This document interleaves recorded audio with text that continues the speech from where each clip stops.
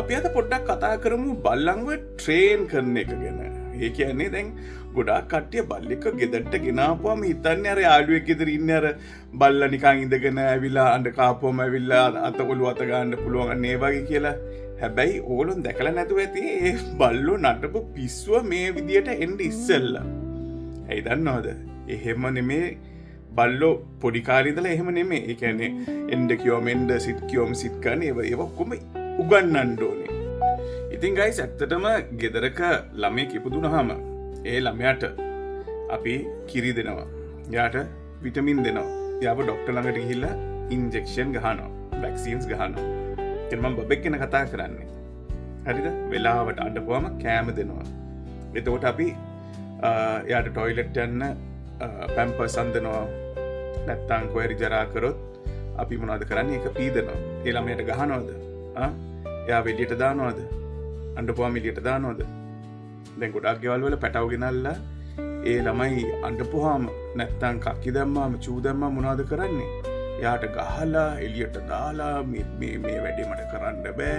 මෙහෙමද සත්තු මේක මට කරන්න බෑ කියලා ගොඩක් මිනිස්සුන්ට තරහ යනවා. ඒ තරහ යන එක ඇත්තටම යාව ළමෙක් හැටියට ඕගොල්ලෝ හිතාගෙන ඒ බල්ලව හැදුවොත් ඒක එහෙම වෙන්නේ නැහැ. ඒක තමයි ෆස්ට් තින්. ඉතින් ගයිස් ඕගොල්ලොන්ට බල්ලෙක්ව ඔයාගේ ෆැමිලි එකේ එක්කෙනෙක් හැටියට හදන්න බැරි නම් හදන්න එපා කියලා තමයි මම කියන්නේ. ඇයි?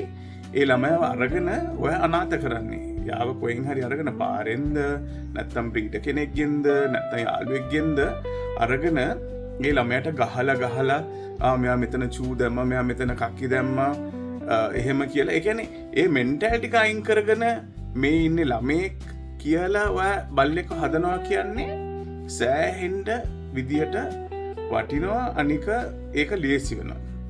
ඒ විතරක් නෙමෙයි. දැන් අපි ගෙදර මම කියන්නේ අපේ දැන් කෙනල් එකේ ඇත්තටම හැමදාම අපි කරන්නේ බල්ලෙක් අපි ළඟට ආපුවම අපි යාව ගන්නේ ළමෙක් හැටියට. අපි හිතන්නේ මේ ළමෙක්. එතකොට ඇයි මේ ළමයා මෙහෙම හැසිරෙන්නේ? ඇයි මෙයා මෙහෙම කරන්නේ? එහෙම කරපුවම ලේසි. හරිද? දැන් බලු පැටියෙක් හදනවා කියමුකෝ. දැන් මේ ළමයා මොකුත් දන්නේ නැහැ. මෙයා මේ ලෝකෙට අලුතෙන් ආපු බලු පැටියෙක්. මෙයා චූටි බබෙක්. ඉතින් මේ චූටි බබා දැන් දොයියා. හරිද?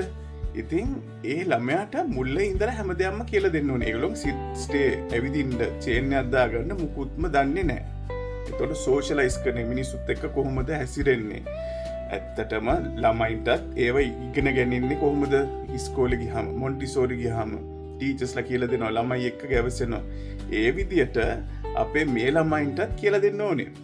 අන්න ඒක උඩට දාගන්න. අපි සිට් කියන එකද ස්ටේ කියන එකද යාගේ කොටින්ම කියනවා වෝක් එකක් යන එක. දැන් ගොඩක් බල්ලෝ අපි ළඟට එනවා. ඒගොල්ලන්ට ඇවිදින්න බෑ. ලීඩ් එකක් දාගෙන චේන් එකක් දාගෙන ඇවිදින්න බෑ. ඇයි ඒක එහෙම වෙන්නේ? පොඩි කාලේ ඉඳලා පුරුදු කරපු නැති හන්දා. ඇයි මිනිස්සු අහපන්න පයින්නේ? ඇයි ගෙදර ඉන්න කට්ටිය විතරයි මේගොල්ලෝ දකින්නේ? හැම වෙලාවම කූඩු ඉන්නේ. කූඩු එළියට ආපුවම කාවත් දකින්න ගෙදර ඉන්න කට්ටිය. ඉතින් ලොකු වෙලා වෙන කට්ටියව දැක්කාම ඒගොල්ලොන්ට නිකන් අඳුන් කුඳු මොකක්ද මේ? ඉතින් පොඩි කාලේ ඉඳලා සෝෂලයිස් කරන්න. අනික ලොකු වත්තක් තිබ්බා කියලා ඒගොල්ලොන්ට එක්සර්සයිස් මදි. ඒගොල්ලොන්ගේ මෙන්ටල් ස්ටිමියුලේෂන් එකක් තියෙන්න ඕනේ. අපි ඒගොල්ලොන්ට ඉන්ටරැක්ට් කරන්න ඕනේ, සෙල්ලම් කරන්න ඕනේ.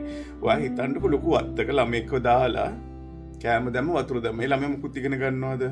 මිනිස්සුත් එක්ක හැසිරෙන්න ඉගෙන ගන්නවද? සිට් ස්ටේ ඉගෙන ගන්නවද? මුකුත් නැහැනේ. අනික කාවත් දැක්කාම ඒගොල්ලෝ බය වෙනවා, ලැජ්ජ වෙනවා. ඉතින් අපි පොඩි කාලේ ඉඳලා මේගොල්ලෝව ඇවිද්දලා මේගොල්ලොන්ට ඒවා කියලා දුන්නාම අනික සෝෂලයිසින් තව දෙයක් තියෙනවා. සෝෂලයිසින් කියන්නේ නිකම් මිනිස්සු හම්බෙන එක ඒක විතරක් නෙමෙයි. සෝෂලයිසින් කියන්නේ ඇත්තටම ගොඩක් සිනාරියෝස් වලට මේගොල්ලෝ පුරුදු වෙන්න ඕනේ. පාර්ක් එකකට ගෙනියන්න, බස් ස්ටේෂන් එකට ගෙනියන්න, කෝච්චි පාරක් ළඟට ගෙනියන්න. ඒගොල්ලන්ට ඒ සද්ද වලට පුරුදු වෙනවා. මිනිස්සු ඉන්න තැන් පුරුදු වෙනවා. වාහනේ හෙට මෙහෙට යනවා කලබල වෙන්නේ නැති වෙන්න පුරුදු වෙනවා. නැත්තම් මේගොල්ලෝ මුකුත් දන්නේ නැතුව එකපාරට පාරට ඇත්තරුණාම බය හිතෙනවා. අපි කොහේරි ගියාම සමහරක් වෙලාවට දන්නේ නැති තැනකට ගියාම කොච්චර බය වෙනවදනේ. ඒ වගේ තමයි ඉතින් මේ ළමයින්ටත් තියෙන ප්‍රශ්න. ඒගොල්ලන්ට අපිට කියන්න බැරි කම විතරයි තියෙන්නේ.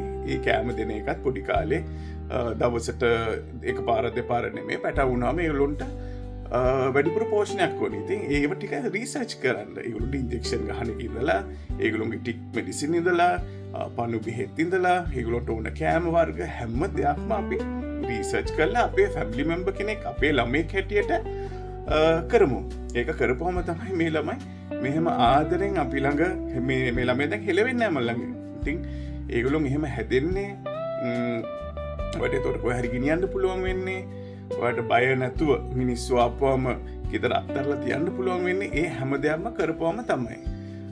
අපි දැන් බලමු බල්ලෙක්ව ට්‍රේන් කරන්න මොකද්ද කරන්න ඕනේ. හරි. දැන් අපි කියමු ළමයෙක්ව මොන්ටිසෝරි යවනවා. මොන්ටිසෝරි යවපුවම ඒගොල්ලෝ ABCD ඉඳලා වචන කොහොමද ශබ්ද කරන්නේ, වචන කොහොමද කියන්නේ, වාක්‍ය හදන්නේ කොහොමද කියලා පොඩි කාලේ ඉඳලා ඉගෙන ගන්නවා. ඒ වගේ ඔයාලට සමහරක් දන්න ඇති ළමයට ABC කිව්වම ඒ ළමයට ABC හැම මොළුවට යන්නේ නැහනේ.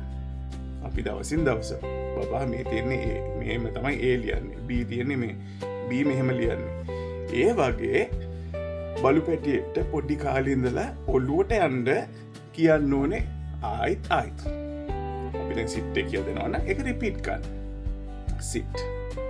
ආයිත් ඒ කියන්නේ ඒක රිපීට් කරන්න තමයි මේ ළමයා බලන්නේ.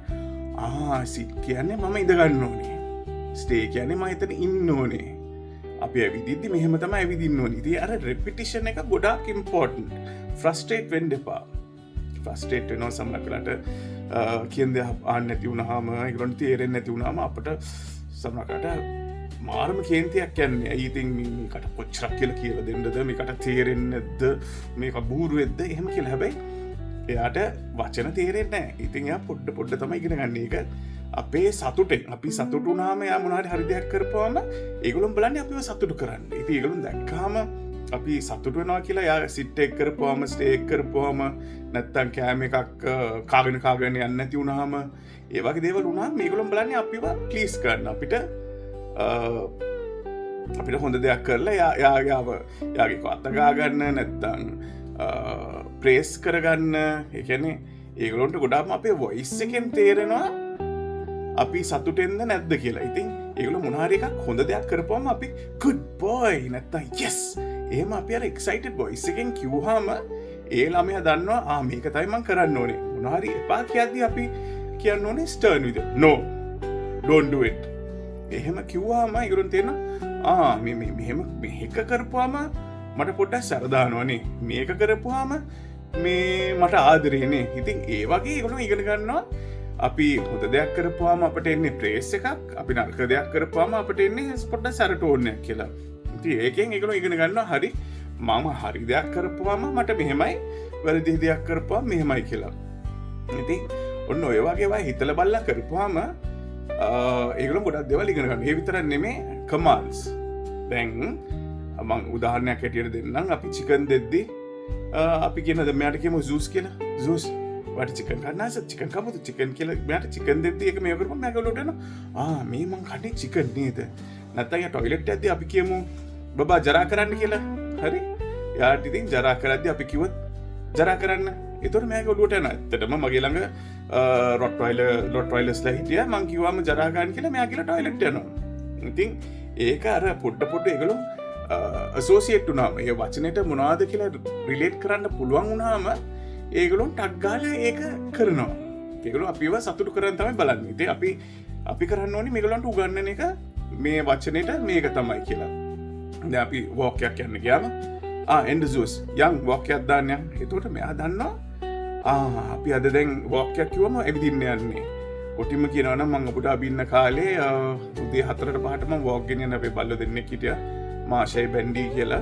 ඒගොල්ලෝම උදේ 4ට නැගිටලාම ඇවිද්දන්නේ. ඇයි ඉස්සර මිනිස්සු ආස නැහැ බල්ලන්ට. ඉතින් අපි බිල්ඩින් වල ජීවත් වුනේ. මම උදේ නැගිට්ටාම එක්කෙනෙක් යාගේ දෙන්නගෙම චේන් අරගෙන මම ළඟට. අනිත් එක්කෙනාට මම කලිසම් කොමර ඇදලා ගලවනවා. ඒ කියන්නේ යා දන්නවා මම කරන්නේ මම කලිසම් මාරු කරලා ඊට පස්සේ චේන් එක අරගෙන මේ ළමයිව මම ඇවිද්දන්න ගෙනියනවා කියලා. ඉතින් ඒ වගේ ඒගොල්ලෝ මොලේ මාර මොලයක් තියෙන්නේ. ඒගොල්ලන්ට පොඩ කියලා දුන්නාම ඒව ඔළුවට යනවා. ඉතින් ගයිස් ෆ්‍රස්ට්‍රේට් වෙන්න එපා.